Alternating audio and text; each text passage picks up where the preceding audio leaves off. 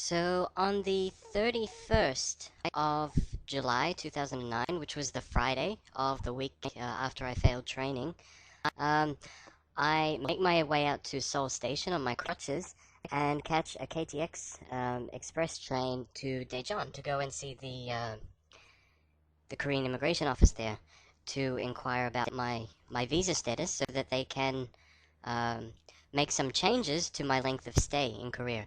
So I catch the train and it takes about an hour, and I finally arrive in Daejeon, and then without too much effort, I managed to find the immigration office despite being on crutches. And so I go in there and I fill out a form and I tell them, why I'm there and what it's all about.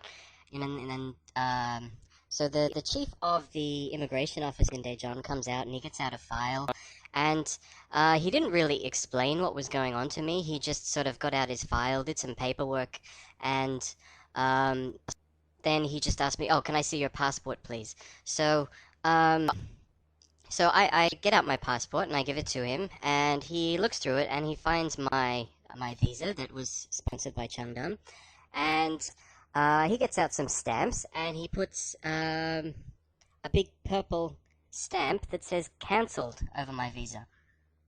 And then on the page, on the next page of my passport, he puts another stamp, and this stamp says permission for extension of sojourn period.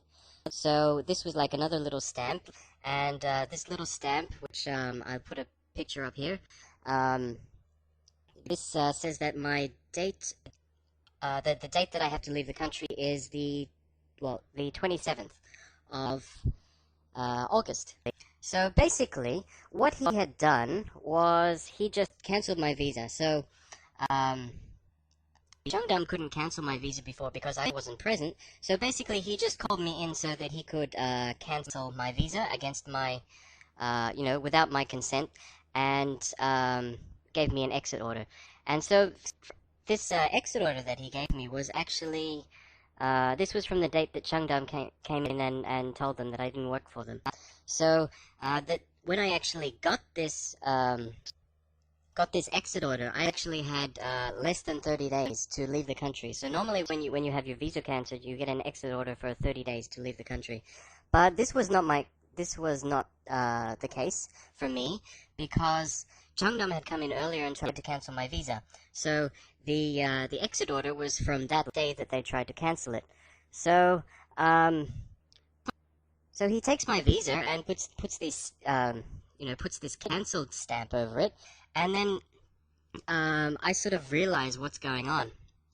That Chung Dahm had never intended to give me a release letter, and that all of this nonsense about having to give them the name of my next employer was, complete bullshit, and that they had just lied to me, and that they never had any intention of giving me a release letter, and that they had cancelled my visa maliciously.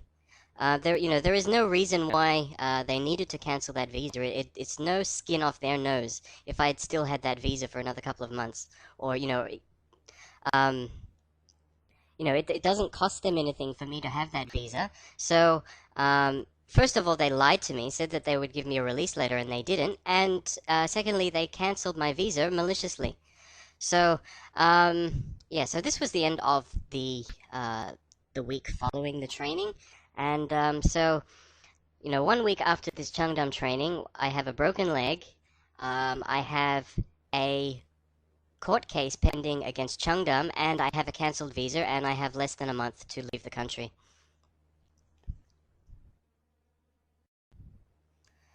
So that was the week immediately following the training with Chung Dahm. So I had a cancelled visa, and so I had to leave Korea by the 27th of August. So I was waiting for um, my court case to be scheduled, like for a court hearing to be scheduled for my case, and so all of of course all of this stuff is quite time consuming, and it takes quite a while. Um, so as the 27th of August sort of got closer and closer, I needed to make plans to leave Korea.